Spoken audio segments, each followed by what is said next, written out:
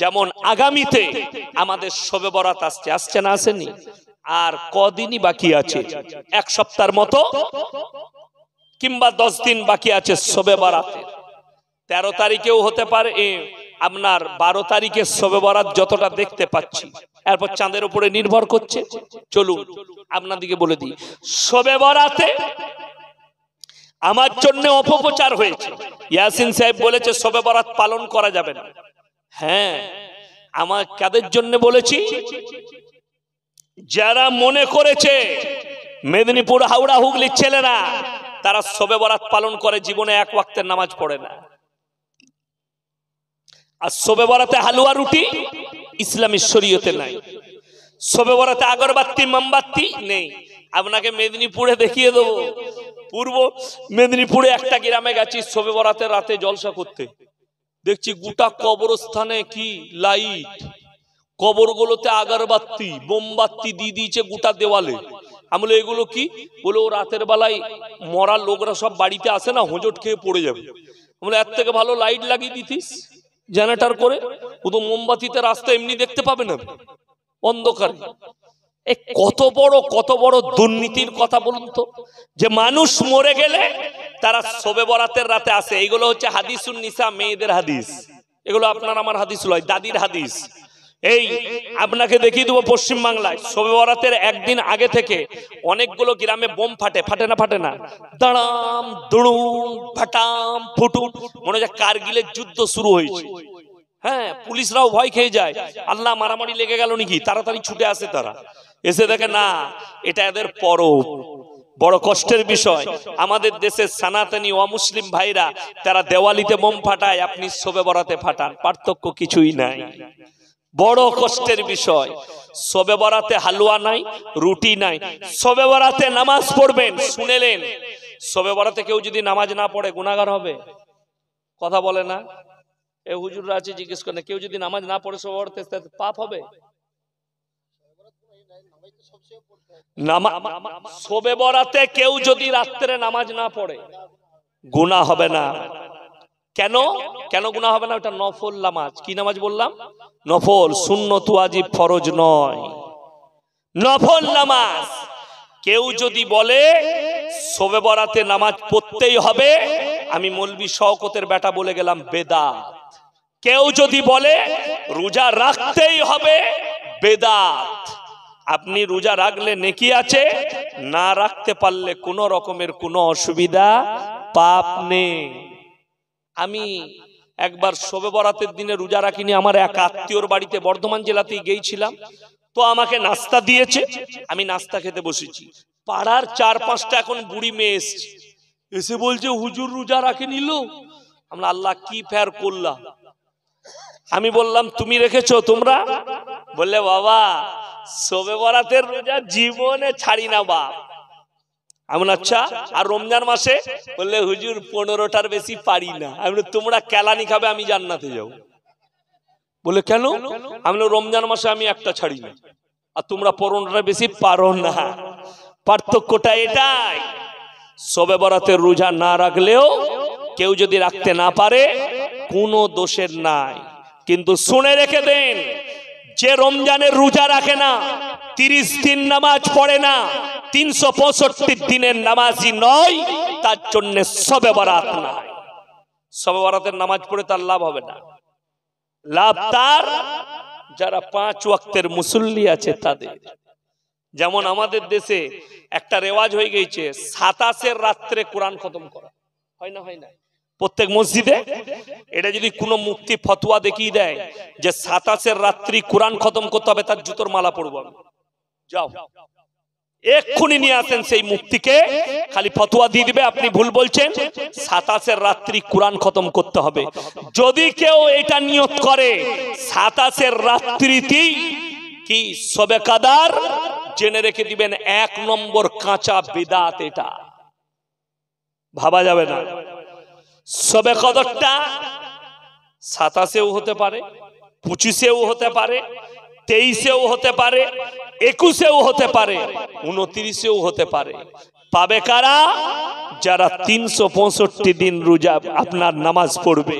পাবে কারা? যারা প্রত্যেক দিন রমজান মাসে তাহাজ্জুদের নামাজ পড়বে তারা পাবে। যদি মনে করো 27-এর দিনই শবে কদরটা যদি হয়, তাহলে মাতাল্লাহ তো পেয়ে গেল, মেরে দিলে ছক্কা। এই লোকগুলো কি ফুক্কা? এই যারা পুরো বৎসর নামাজ পড়লে এদের কোনো দাম নাই। তুমি হারাম করে একদিন নামাজ পড়ে কোনোদিন রোজা রাখে নাই। আমাদের বর্ধমানে কথা বলছি, বর্ধমানের বিখ্যাত মিষ্টি হচ্ছে মিহিদানা সীতাভোগ, ঠিক কি না? কথা বলেন।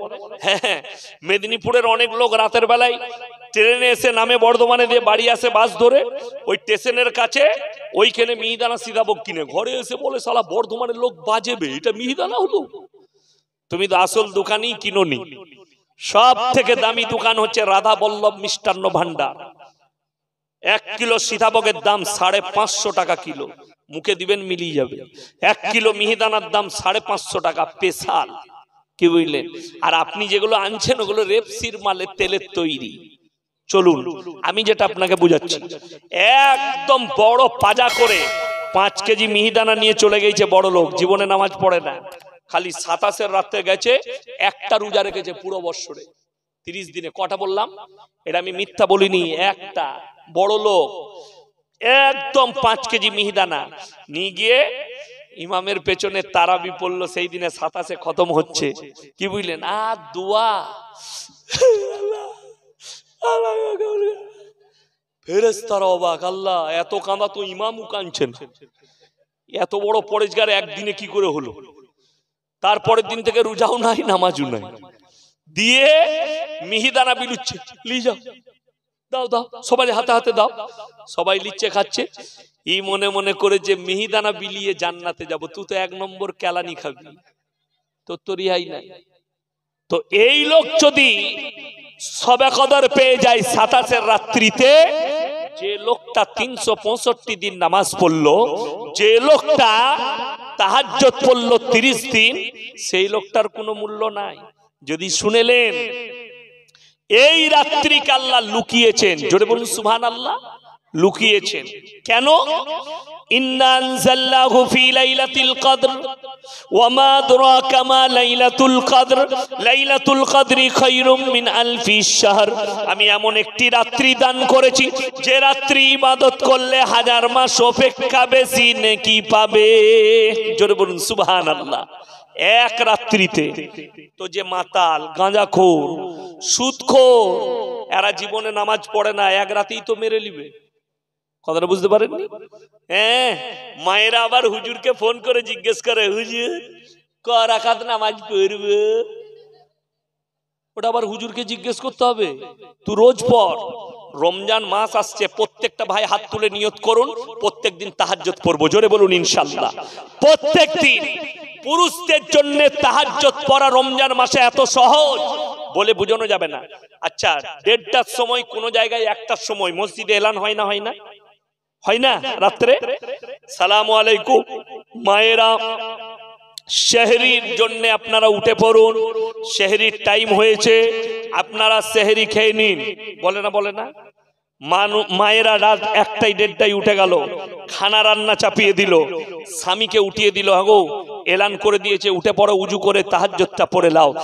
আপনি তাহাজ্জুদ পড়ে নিলেন, বিবির রান্না রেডি, বিবিকে বললেন তুমি পড়ে নাও, তারপরে একসাথে বসে সেহরিটা খাবো। দুজনেরই তাহাজ্জুদ পড়া হলো, 30 দিনই পড়া হবে। কিন্তু আমাদের দেশের লোক কি পাইকিরি রোজদার, পাইকিরি নামাজি, কি বুঝলেন? রমজান মাসে আমাদের রোজদারদের 3টে টাইম ইমাম আর মুয়াজ্জিনকে গাল দেয়। ক টাইম বললাম? 3 টাইম। ব্যাখ্যাটা দেবো? এই ব্যাখ্যা দিয়ে যায়, এ মাস সবাই নিতে পারবে না। 3 টাইম গাল দেয়। এক টাইম হচ্ছে মাগরিবের সময় ইমাম গাল খায়। কোন টাইমে বললাম? মাগরিবের টাইমে। ইফতারি করে এসে মাগরিবের নামাজ দাঁড়াইছে, সিজুয়া মসজিদে দাঁড়িয়েছে, ইমাম সাহেব লম্বা সূরা ধরেছে, তৃতীয় রাকাতে বলছে, বেদই ইমামে এত লম্বা ধরে এখনো সারাদিন বিড়ি খাইনি, ও তো বিড়িখোর, সারাদিন বিড়ি খাইনি, ওর বিড়ি খাওয়া লাগবে, ইমামকে গাল দিচ্ছে নামাজে দাঁড়িয়ে। ঠিক বললাম না ভুল বললাম? আর নামাজ শেষ হয়ে গেলি কি বলে বিড়ি চলছে, মসজিদের গেটের সামনে বিড়ি খাচ্ছে। আমি বললে খারাপ বলবি, শুনে আরো দিদি। আর দ্বিতীয় নম্বর কি, তারাবির সময় ইমাম সাহেব হাফেজ সাহেব যদি একটু আসতে পড়ে, কোথাকার হাফেজ আর নিবে স্পিরিট নাই যে। যদি হাফেজ সাহেব 2 ঘন্টা লাগিয়ে দেয় তারপরের দিনই মুসল্লি কমে যাবে। ঠিক বললাম না ভুল বললাম? এটা বাস্তব বলছি। এমন পড়তে হবে যেন ফেরেশতারাও খুঁজে না পায় মাল পড়ছে কোথায়। ওই রকমই তারাবি আমাদের হয়তো। এই যারা বাবাজি আছেন নিজের বুকে হাত দিয়ে চিন্তা করুন, আমরা যখন রুকু করি হাফেজরা আল্লাহু আকবার সুবহান রাব্বিয়াল আযীম সুবহান রাব্বিয়াল আযীম সুবহান রাব্বিয়াল আযীম সামি আল্লাহু লিমান হামিদা, তখন বেশিরভাগ মুক্তাদির একবারও হয় না।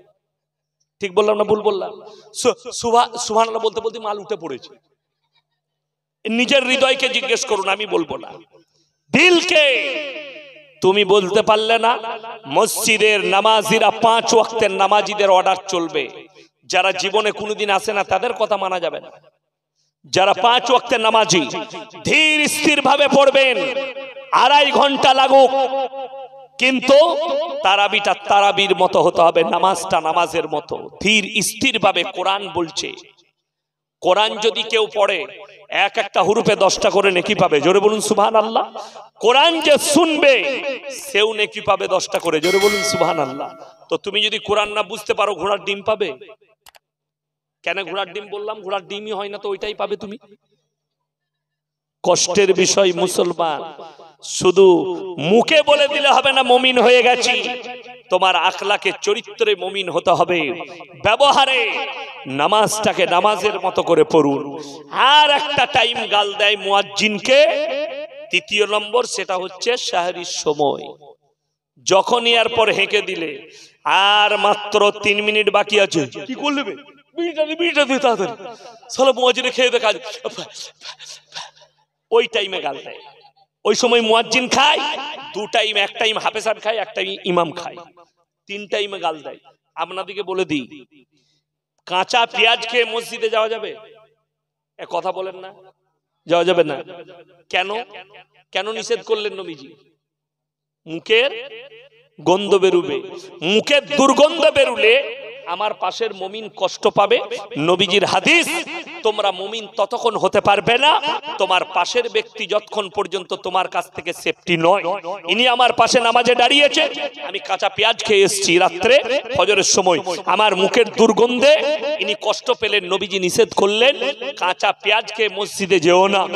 এরপর শুনেলেন যারা বিড়িখোর, সিগারেটখোর, গুটখাখোর, বিড়ি সিগারেট গুটখা খেলে মুখে আতরের মতো সেন করে তো নাকি? হ্যাঁ, বললে দোষ হয়ে যাবে। এ হুজুরকে জিজ্ঞেস করছে, হুজুর বিড়ি সিগারেট গুটকা খাওয়া কি? হুজুর বললে মাকরুহ। তার মানে মালটা চলবে, তবেই তো তুমি চালাচ্ছ। হুজুর মাকরুহ বলে দিয়েছে, তুমি খাচ্ছ, তাহলে হুজুর খেলে দোষ কোথায়? কথা বুঝতে পারেননি? তুমি খেলে হালাল। এখন যদি আমি স্টেজে বলি আমার মুখটা ভালো লাগছে না, একটা ক্লাসিক সিগারেট নিয়ে আই তো, আপনারা বয়ান শুনবেন, পেছনে বলবেন এক্ষুনি এইখান থেকে বলবে একে একে নিয়ে এলোবে দাউদ দিয়ে, স্টেজে সিগারেট খাচ্ছে, আমি খেলে হারাম, তুমি খেলে মাকরুহ। পানির বোতলটা দেন তো, একটা পানির বোতল দেন। এই তো, এই যে বোতলটা দেখতে পাচ্ছি, আমি পানি চাইলাম, দিল। বোতলে লেখা আছে এটার মধ্যে বিষ মিশানো আছে, খেলে আপনি মারা যেতে পারেন। এটা আর খাওয়া যাবে? কথা বলে না, খাওয়া যাবে না। কেন? আত্মহত্যা করা ইসলামে গুনাহের কাজ। তো বিড়ি আর সিগারেট আর গুটকার প্যাকেটে ক্যান্সারের কারণ লেখা আছে না নাই? লেখা আছে। তুমি জেনে শুনে খাচ্ছ, তুমি পাপ করছো। কথাটা বুঝতে পারেন? সব থেকে দামি জিনিস একটা বলে দিই, যারা বিড়ি খাও, গুটকা খাও, সিগারেট খাও, মুক্তাদি ইমাম কষ্টটা পরে রেখে দিচ্ছি, ওটা তো কষ্ট পাবেই। মসজিদে গেলে সব থেকে তুমি আগে গিয়ে তোমার বউকে জিজ্ঞেস করবে, তো আমি বিড়ি খাই, সিগারেট খাই, আমার মুখে চুমু খেলে তোকে কেমন লাগে? ও বলবে আটকুড়োর বেড়া, তোকে ঝাঁটা মারতে মন যায়। কিন্তু বলতে পারে না, স্বামী তোমার মুখের দুর্গন্ধে যদি তোমার বিবি কষ্ট পায় তো তুমি গুনাহগার লেখে নিয়ে যাও। নবীজির হাদিস মোতাবেক তুমি গুনাহগার, তোমার মুখের দুর্গন্ধে তোমার বিবি কষ্ট পাচ্ছে। ওরে হারামখোর গাঁজা কি করে খাও, ওরে হারামখোর গুটকা কি করে খাও, ওরে হারামখোর বিড়ি কি করে খাও। কষ্টের বিষয়, সবাই অ্যাভয়েড করবো, জোরে বলুন ইনশাআল্লাহ। আরে রমজান মাস আসছে, রমজান মাসে নিয়ত করেলেন রমজান মাস থেকে আর বিড়ি খাবো না, আর সিগারেট খাবো না, নিয়ত করেলেন আর গুটকা খাবো না। রমজান মাস থেকে অভ্যাস করুন, ছেড়ে দিবেন। আমার ড্রাইভারকে গিয়ে দেখুন, এত বড় বড় দাড়ি, হাতে বালা পরতো, ফেস কাট চুল ছিল, সাইড চাঁচা ছিল, এক হাতে সুতো ছিল, জিন্সের প্যান্ট আর গেঞ্জি পরতো। যখন প্রথম যেদিন আমার গাড়িতে চেপেছে চালাতে, হঠাৎ করে আমার একটা ড্রাইভার ছিল, তার আব্বার ক্যান্সার দেখা দিল, সে বোম্বে চলে গেল। তখন এই ছেলে, এই ড্রাইভার আমার নিজের আত্মীয়, একে বললাম চত সাহস করে, প্রথম জলসা মেদিনীপুরে করেছি, আমি জীবনে একে দাওয়াত দিইনি, একে জীবনে দাওয়াত দিইনি যে গুটকা খাস না, জীবনে একে বলিনি বিড়ি খাস না, জীবনে একে বলিনি দাড়ি রাখ, জীবনে একে বলিনি হাতের বালাটা খুলে দে, জীবনে একে বলিনি হাতের সুতোটা খুলে দে। খালি আমার সহবতে থেকেছে। আজকে 6টা বছর আছে, 1 বছর পরে একটা সিজন গেল, দ্বিতীয় সিজনে দেখছি হঠাৎ করে আমার মতো লুঙ্গি আর পাঞ্জাবি পরে চলে এসছে, বলে হুজুর প্যান্টগুলো সব দিয়ে দিলাম, আর পরবো না। হঠাৎ করে বলছে আর দাড়ি আর কাটবো না, জোরে বলুন না সুবহানাল্লাহ। হাতের বালা খুলে দিল, হাতের সুতো খুলে দিল, মাথার চুল ঠিক করে নিল, মাথায় টুপি লাগিয়ে নিল, এক মুষ্টি দাড়ি। এখন তো ওয়ার দাড়ি দেখে ওকেই বেশি বড় হুজুর মনে করুন।